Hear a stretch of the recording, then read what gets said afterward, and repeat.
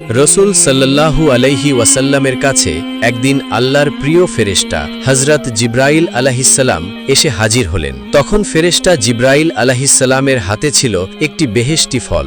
হযরত জিব্রাইল আলাইহিসসালাম ওই ফলটি দোয়ার নবী ও মায়ার নবী হযরত মুহাম্মদ সাল্লাল্লাহু আলাইহি ওয়াসাল্লামের হাতে দিয়ে বললেন, হে আল্লাহর প্রিয় হাবিব, আপনি এই ফলটি খান।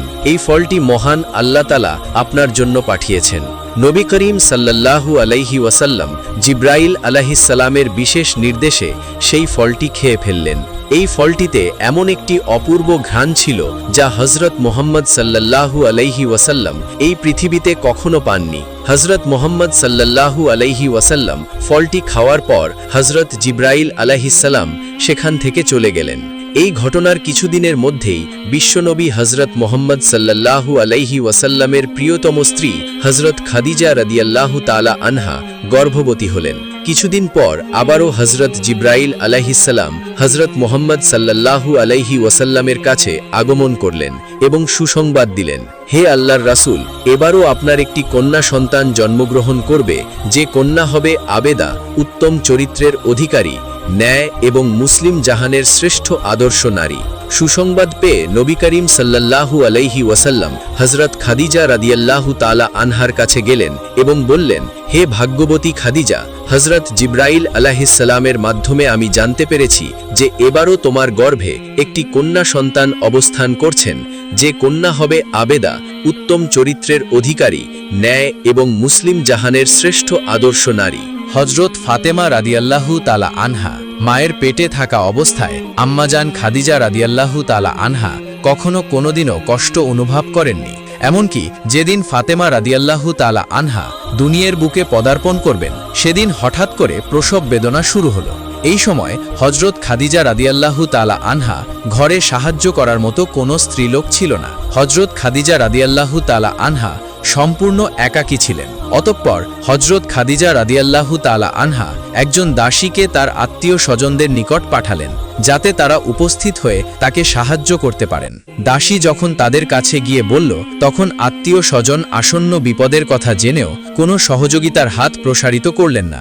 এর একমাত্র কারণ ছিল আম্মা খাদিজা রাদিয়াল্লাহু তাআলা আনহা ইসলাম ধর্ম গ্রহণ করেছিলেন, যার কারণে প্রসব বেদনার বিপদের সময়ও তাকে সাহায্য করার জন্য কেউ এগিয়ে আসেননি। তারা খাদিজা রাদিয়াল্লাহু তাআলা আনহা পীড়িতবাদীকে বলে দিল, আরব জাহানের অনেক ধনাঢ্যবান এবং শিক্ষিত যুবক খাদিজাকে বিবাহের জন্য আশাবাদী ছিল, কিন্তু খাদিজা সকল যুবকদের প্রস্তাব প্রত্যাখ্যান করে শেষ পর্যন্ত একজন অশিক্ষিত, নিঃস্ব, দরিদ্র যুবক মুহাম্মদকে স্বামী হিসাবে গ্রহণ করেছে। সে এই কাজের মাধ্যমে আমাদের বংশের মুখে চুন কালি মেখে দিয়েছে। এছাড়াও অশিক্ষিত যুবক মুহাম্মদের নতুন ধর্ম গ্রহণ করে পুনরায় আমাদেরকে অপমানিত করেছে। এমতাবস্থায় তার সঙ্গে আমাদের কোনো সম্পর্ক রাখতে আমরা পারি না। অতঃপর হযরত খাদিজা রাদিয়াল্লাহু তাআলা আনহার কাছে ফিরে এসে সবকিছু খুলে বললেন। তখন হযরত খাদিজা রাদিয়াল্লাহু তাআলা আনহা মনে মনে ভাবলেন যে এই বিপদের সময় একমাত্র আল্লাহ তাআলা সাহায্য করতে পারেন, এছাড়া আর কোনো সাহায্যকারী নেই। তিনি ইচ্ছা করলে মুহূর্তের মধ্যে বিপদ হতে রক্ষা করতে পারেন, আবার ইচ্ছা করলে বিপদের অসীম গহ্বরেও ফেলে দিতে পারেন। হযরত খাদিজা রাদিয়াল্লাহু তাআলা আনহা এসব চিন্তা করছিলেন। এমন সময় তিনি দেখতে পেলেন তার ঘরখানা অপূর্ব আলোকে আলোকিত হয়ে গিয়েছে। ভালো করে তাকাতে তিনি দেখতে পেলেন চারজন জ্যোতি ন্যায় রমণী দাঁড়িয়ে আছেন। তিনি তাদেরকে দেখে অবাক হয়ে গেলেন। কিছুক্ষণ পরে তিনি তাদের দিকে তাকিয়ে আতঙ্কিত অবস্থায় জিজ্ঞেস করলেন, আপনারা কারা? কিসের জন্য এখানে এসেছেন? তখন তাদের মধ্যে একজন অভয় দিয়ে বলতেন, মা, আপনার কোনো ভয় নেই। আপনি যে আল্লাহ তাআলাকে স্মরণ করেছিলেন, আমরা তারই নিকটে আপনাকে সাহায্য করতে এসেছি। আমার নাম হলো হাওয়া। এরপর দ্বিতীয় রমণী পরিচয় দিয়ে বললেন, আমিও আপনার খেদমতের জন্যই এসেছি। আমি মিশরের বাদশাহ ফেরাউনের স্ত্রী আসিয়া। আরেকজন বললেন, আমি হলাম হযরত ঈসা আলাইহিসসালামের আম্মাজান মারিয়া বিনতে ইমরান। সবার শেষে চতুর্থ রমণী বললেন, আমি হলাম হযরত মুসা আলাইহিসসালামের ভগ্নী কুলসুম। আমরা সবাই আল্লাহ তাআলার নির্দেশে আপনার সাহায্য করতে এসেছি। হযরত খাদিজা রাদিয়াল্লাহু তাআলা আনহা প্রসব বেদনায় কঠিন বিপদের সময় তাদের কাছে পেয়ে অত্যাধিক খুশি হলেন। অতঃপর নবুয়তের ৫ম বছর ২০ জমাদিউল উখরা শুক্রবার ভোরে আরব ভূখণ্ড আলোকিত করে হযরত মুহাম্মদ সাল্লাল্লাহু সাল্লাল্লাহু আলাইহি ওয়াসাল্লামের পবিত্র ঘরে হজরত ফাতেমা রাদিয়াল্লাহু তাআলা আনহা ভূমিষ্ঠ হলেন। তার মন ভোলানো একটি সুন্দর ফুটফুটে পবিত্র চেহারার বাচ্চা দেখে মনে হয়েছিল চির শান্তিময় বেহেশতের এক অপূর্ব জ্যোতি নিয়ে সকলকে খুশি করতেই যেন তিনি এই ধরাতে নেমে এসেছেন। শিশুকন্যার আগমনে খাদিজা রাদিয়াল্লাহু তাআলা আনহার ঘরটি আরও উজ্জ্বল হয়ে উঠল। আল্লাহর প্রেরিত স্বর্গীয় রমণীদের পরিচর্যায় এবং তাদের হাতের উপরে যে পুণ্যবতী শিশু পৃথিবীতে আগমন করেছেন তার তুলনা দুনিয়ার আর কি হতে পারে। কন্যা জন্মের সংবাদ পেয়ে হুজুর সাল্লাল্লাহু আলাইহি ওয়াসাল্লাম খুশি হলেন। পরম সুন্দরী কন্যার নাম রাখলেন ফাতেমা। ফাতেমা রাদিয়াল্লাহু তাআলা আনহার আরও কয়েকটি গুণবাচক নাম ছিল, যার মধ্যে একটি ছিলেন জোহরা। জোহরা অর্থ ফুলের কলি। বাস্তবিকভাবেই তিনি একটি সুন্দর ফুলের কলির মতো রূপবতী ছিলেন। হুজুর মোহাম্মদ সাল্লাল্লাহু আলাইহি ওয়াসাল্লাম এর পূর্বে কন্যার গুণাবলীর সম্বন্ধে জিব্রাইল আলাইহিস সালামের নিকট সবকিছু অবগত হয়েছিল, তাই তিনি কন্যাকে পেয়ে খুব খুশি হয়েছিলেন। একবার হজরত খাদিজা রাদিয়াল্লাহু তাআলা আনহা যখন হজরত ফাতেমা রাদিয়াল্লাহু তাআলা আনহাকে নানা বিষয়ে বোঝাচ্ছিলেন, এমন সময় হজরত ফাতেমা রাদিয়াল্লাহু তাআলা আনহা তার মায়ের কাছে প্রশ্ন করলেন, আম্মাজান, আল্লাহর নানা বিষয়ের কুদরত আমরা দেখতে পাই, আল্লাহ কি নিজে আমাদের সাথে দেখা দিতে পারেন না? হজরত খাদিজা রাদিয়াল্লাহু তাআলা আনহা হজরত ফাতেমা রাদিয়াল্লাহু তাআলা আনহাকে এমন প্রশ্ন করতে দেখে চমকে উঠলেন। তিনি তার প্রশ্নের উত্তর দিলেন, হে ফাতেমা, আমরা দুনিয়ায় তাকে দেখতে পারবো না, কারণ আমাদের চামড়ার চোখ দিয়ে আল্লাহকে দেখা সম্ভব নয়। কিন্তু দুনিয়ার বুকে যদি কেউ আমরা আল্লাহর ইবাদত বন্দেগী করি এবং তার সন্তুষ্টি লাভ করতে পারি, তবে তার দেখা পাবো কিয়ামত দিবসে। একদিন রাসূল সাল্লাল্লাহু আলাইহি ওয়াসাল্লাম কোনো এক স্থান হতে বাড়ির দিকে যাচ্ছিলেন। এমন সময় হঠাৎ খোদাদ্রোহী পুরুষ তার রাস্তা অবরোধ করে শুধু পথরোধ করে দাঁড়ালো তাই নয়, বরং সেও হজরত মুহাম্মদ সাল্লাল্লাহু আলাইহি ওয়াসাল্লামকে নানা ভাষায় অকথ্যভাবে গালিগালাজ করছিল। এমনকি সেও রাসূল সাল্লাল্লাহু আলাইহি ওয়াসাল্লামের মাথায় কতগুলো ধুলোবালি নিক্ষেপ করল। কিন্তু মানবতার মহান শিক্ষক, দয়ার আধার, কোনো কিছুই না বলে চুপচাপ দাঁড়িয়ে রইলেন। ইতিমধ্যে হজরত ফাতেমা রাদিয়াল্লাহু তাআলা আনহা সেখানে উপস্থিত হয়ে এমন অমানবিক দৃশ্য দেখে তিনি স্থির থাকতে পারলেন না, বরং তিনি পিতার মাথার ধুলো ঝাড়তে ঝাড়তে খোদাদ্রোহী পুরুষকে লক্ষ্য করে বললেন, তোমরা কি মানুষ নাকি অমানুষ? তোমাদের মধ্যে মানবতার লেশমাত্র নেই। আমার পিতা তোমাদের কি ক্ষতি করেছে যে তোমরা তার সাথে এমন অমানবিক অত্যাচার করছো? যোগ্য পিতার আদর্শবান মেয়ে হজরত ফাতেমা রাদিয়াল্লাহু তাআলা আনহার তিরস্কারে খোদাদ্রোহী পুরুষ জবাব দিতে না পেরে কোনো কিছু না বলে লজ্জিত হয়ে সেখান থেকে চলে গেল।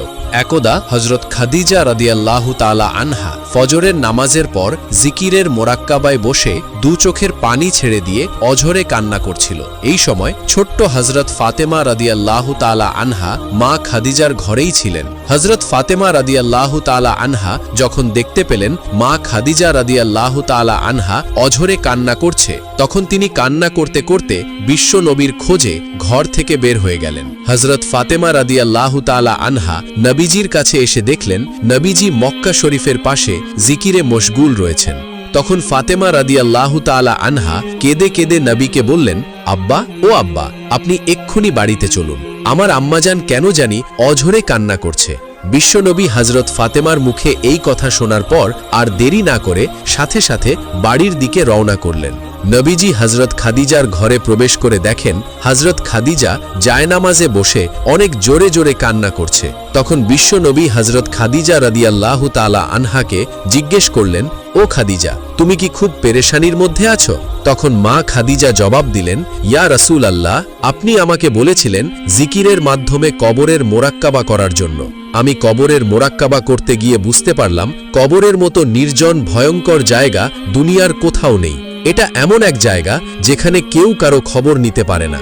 দুনিয়াতে আমি যদি কোনো অসুস্থতায় পড়ে যাই, তখন আমার আত্মীয় স্বজনরা আমার কাছে এসে জিজ্ঞেস করে আমি কেমন আছি। তারা আমার খোঁজ খবর নেয়, আমার যত্ন করতে পারে। কিন্তু কবর এমন এক জায়গা যেখানে কে কি অবস্থায় আছে দুনিয়ার কারো পক্ষেই তার খোঁজ নেওয়া সম্ভব না। ওই কবরও যে কত ভয়ঙ্কর আযাব হবে তা কেউ বুঝতেও পারবে না। কিন্তু হায় রে, আমি তো ওই কবরের কোনো পুঁজি করতে পারলাম না। আমি তো আমার মাবুদ মাওলার ইবাদত করতে পারলাম না। ইয়া রাসূলুল্লাহ, আপনি বলেন না, আমার মাবুদ মাওলা কি আমার ওই কবরে আমার খবর লইবেন?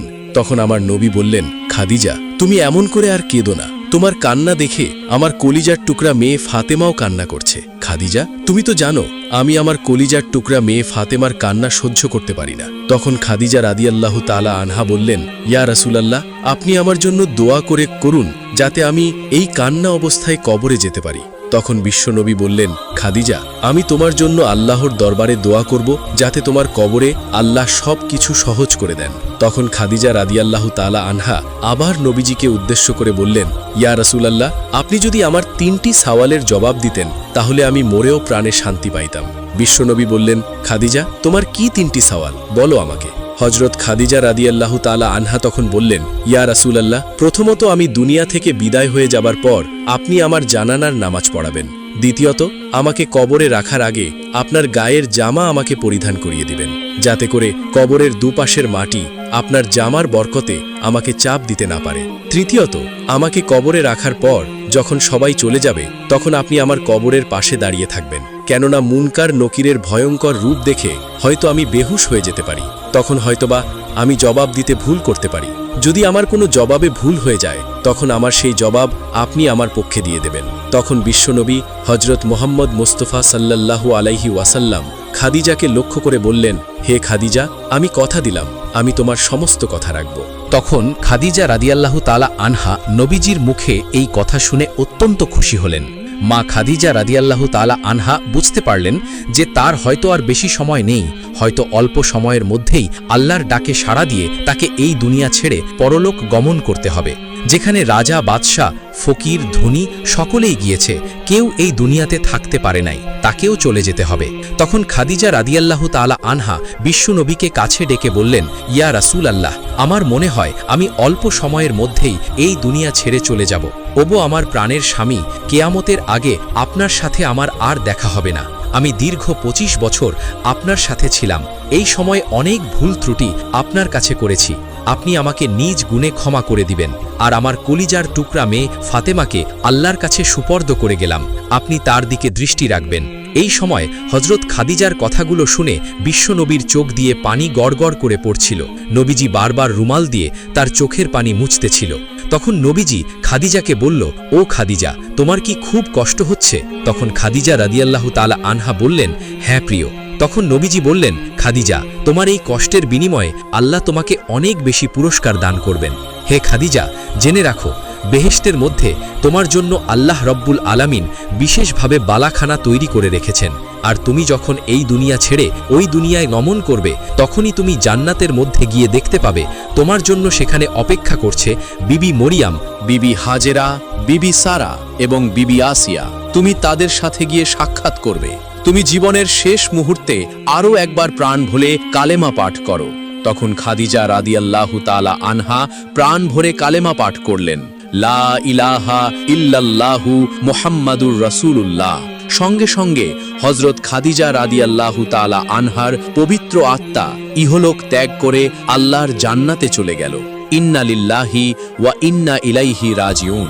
বিদায়কালে হজরত খাদিজা রাদিয়াল্লাহু তাআলা আনহার বয়স হয়েছিল 85 বছর। তিনি পবিত্র রমজান মাসের 10 তারিখে শেষ নিঃশ্বাস ত্যাগ করেন। তার বিদায়ী সংবাদ ছড়িয়ে পড়লে চারদিক থেকে হাজার হাজার মহিলারা আখেরি জামানার নারীকুলের জননীকে শেষবারের মতো দেখতে আসেন এবং সবাই কান্নায় ভেঙে পড়েন। তার বিদায়ে গোটা আরব জাতি শোকে কাতর হয়ে গিয়েছিল।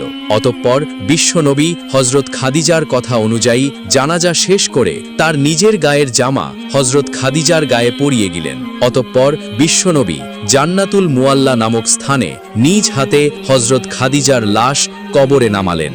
হাদিস শরীফের বর্ণনা অনুযায়ী জানা যায়, যখন হজরত খাদিজা রাদিয়াল্লাহু তাআলা আনহাকে কবরে রেখে সবাই বাড়িতে চলে গেল তখন বিশ্বনবী হজরত খাদিজার কবরের পাশে দাঁড়িয়ে দাঁড়িয়ে কান্না করছিল এবং তার সমস্ত শরীর দিয়ে ঘাম বেয়ে বেয়ে পড়ছিল। অনেক রাত হয়ে গিয়েছিল, কিন্তু তখনও মুনকার নকির আসার কোনো খোঁজ পাচ্ছিল না। এমন সময় গায়েবীভাবে আওয়াজ হলো। আল্লাহ রব্বুল আলামিন বিশ্বনবীকে বলতে লাগলেন, হে আমার প্রিয় হাবিব, আপনি এত রাত পর্যন্ত এখনো কবরের পাশে দাঁড়িয়ে দাঁড়িয়ে কান্না করছেন কেন?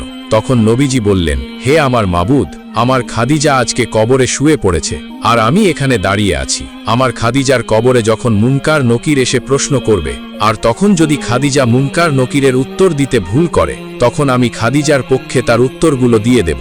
এই জন্য আমি এখনো এখানে দাঁড়িয়ে আছি হে রব্বুল আলামিন, কিন্তু এখনো মুনকার নকিরের কোনো খোঁজ পাচ্ছি না। তখন আমার আল্লাহ রব্বুল আলামিন গায়েবীভাবে নবীকে জানিয়ে দিলেন, হে আমার হাবিব, আপনি বাড়িতে চলে যান। খাদিজার প্রশ্নের উত্তর আপনাকে আর দেওয়া লাগবে না।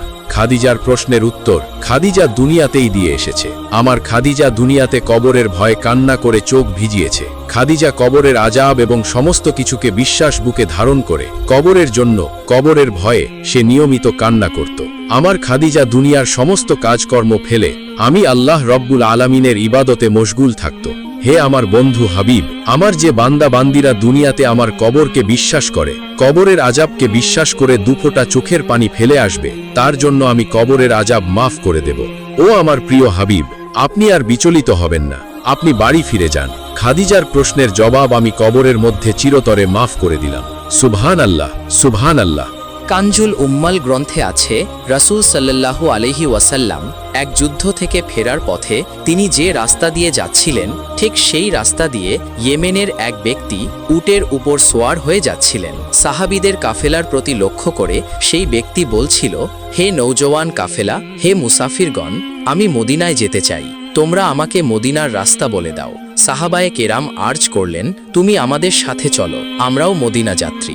মদিনা যাওয়ার পথে সাহাবীরা লোকটির কাছে শুনতে চাইলেন, তুমি মদিনায় কেন যাবে? উত্তরে সে বলল, শুনেছি মদিনায় হজরত মুহাম্মদ সাল্লাল্লাহু আলাইহি ওয়াসাল্লাম নামে এক পয়গম্বর আবির্ভূত হয়েছেন, তাকে দেখার জন্য যাচ্ছি। তার সেই কথা শুনে সাহাবাগণ বললেন, তাহলে তো তোমার উদ্দেশ্য পূরণ হয়ে গেছে, কারণ হজরত মুহাম্মদ সাল্লাল্লাহু আলাইহি ওয়াসাল্লাম তো আমাদের সাথেই রয়েছেন। সাহাবাগণ তখন সর্দারে দোজাহান রাসূল সাল্লাল্লাহু আলাইহি ওয়াসাল্লামের উটনির দিকে ইশারা করে রাসূলকে দেখিয়ে দিলেন। সে তড়িৎ গতিতে তার উটনিকে রাসূলের উটনির সাথে মিলিয়ে নিল। উটের কাজুয়ার মধ্যে কিতাব রাখা ছিল। সে একটি কিতাব খুলল এবং নবী করিম সাল্লাল্লাহু আলাইহি ওয়াসাল্লামের চেহারার দিকে তাকালো। এইভাবে সে আরও একটি কিতাব খুলল এবং রাসূল সাল্লাল্লাহু আলাইহি ওয়াসাল্লামের চেহারা মোবারকের দিকে তাকালো। এভাবে এক এক করে 4টি কিতাব খুলল এবং রাসূলের চেহারার প্রতি দৃষ্টি আকর্ষণ করল এবং বলল, হে আল্লাহর নবী, আপনার হস্তদয় বাড়িয়ে দিন এবং আমাকে কালিমা পড়িয়ে নিন। রাসূল সাল্লাল্লাহু আলাইহি ওয়াসাল্লাম তাকে জিজ্ঞেস করলেন, এত অল্প সময়ের মধ্যে ইসলাম গ্রহণ করতে কিসে তোমাকে অনুপ্রাণিত করল?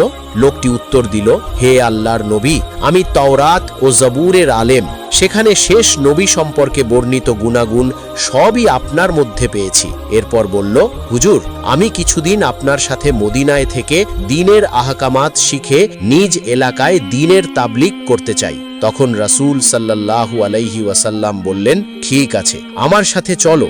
পাহাড়ি পথ খুব কষ্ট করেই চলতে হচ্ছে। লোকটি নবীজির সাথে সাথে কিছু দূর অগ্রসর হলো। হঠাৎ গর্তের মধ্যে উটনির পা আটকে গিয়ে উটনিটি পড়ে গেল। উপর থেকে লোকটি ছিটকে পড়ে তার ঘাড় মটকে যাওয়াতে মুহূর্তের মধ্যেই সে মৃত্যুর কোলে ঢলে পড়ল। রাহমাতুল্লিল আলামিন সেও উটনি থেকে নেমে গেলেন এবং সাহাবাগণও যাত্রা বিরোধী করলেন। হাদিস শরীফে বর্ণিত আছে, রাসূল সাল্লাল্লাহু আলাইহি ওয়াসাল্লাম সেই ব্যক্তিকে কোলে তুলে নিলেন এবং স্নেহ আঙুল দিয়ে তার মাথা আঁচড়ে দিলেন। রাসূলের চোখ মোবারক থেকে অশ্রু ঝরে তার চেহারায় পড়ছিল। রাসূল বললেন, হে মৃত মুসাফির, এখনো তুমি আমার নাম ঠিকানা কিছুই বলতে পারোনি, কিন্তু হে আমার সাহাবীরা, দেখো কত খুশনসিব, তার আমল কম কিন্তু বিনিময়ে সওয়াব অনেক বেশি। কারণ আমি দেখতে পাচ্ছি যে তার জন্য জান্নাতের 8টি দরজা খুলে দেওয়া হয়েছে। প্রত্যেক দরজার দারোয়ান ডেকে বলছে, হে জঙ্গলে মৃত্যুবরণকারী মুসাফিরের রূহ, তুমি জলদি এসো এবং জান্নাতের যে দরজা দিয়ে তোমার ইচ্ছা সেই দরজা দিয়ে তুমি প্রবেশ করো। রাসূলে করিম সাল্লাল্লাহু আলাইহি ওয়াসাল্লাম সাহাবায়ে কিরামের সম্মুখে এক জান্নাতি সাহাবীর কথা বলে নেককার মানুষের প্রশংসার মাধ্যমে সৎকর্ম ও উত্তম আচরণের প্রতি জোর তাগিদ দিয়েছেন এবং তাদেরকে সেই মহৎ স্বভাব ও বিশেষ গুণ অর্জন করার প্রতি উৎসাহিত করেছেন। সুতরাং আজকের এই আলোচনা থেকে আমাদের শিক্ষণীয় বিষয় হল মুত্তাকি ও নেককার লোকেদের আমল আগ্রহ ও মনোযোগের সাথে পর্যবেক্ষণ করা এবং অনুকরণের নিমিত্তে সেই গুণ অর্জন করার যথাসাধ্য চেষ্টা করা। প্রয়োজনে তাদের নিকট অবস্থান করে তাদের সান্নিধ্য গ্রহণ করা। যেমন আল্লাহ তাআলা ইরশাদ করেছেন, তর্জমা অর্থাৎ তারা ছিলেন এমন লোক যাদেরকে আল্লাহ হেদায়েত দান করেছেন, সুতরাং তুমিও তাদের পথে অনুসরণ করো। আমিন। সূরা আনআম আয়াত নম্বর 90। তো বন্ধুরা, এই ছিল আমাদের আজকের ভিডিও। আশা করি ভিডিওটি আপনাদের কাছে অনেক ভালো লেগেছে। যদি ভিডিওটি ভালো লেগে থাকে তাহলে অবশ্যই আমাদের ভিডিওতে একটি লাইক করবেন এবং একটি কমেন্ট করবেন এবং আমাদের চ্যানেলটিকে সাবস্ক্রাইব করে আমাদের পাশে থাকুন। এবং আপনারা আমাদের চ্যানেলে কোন ধরনের ভিডিও চান তা অবশ্যই জানাবেন। আশা করি আপনারা ভালো থাকবেন, সুস্থ থাকবেন। আসসালামু আলাইকুম।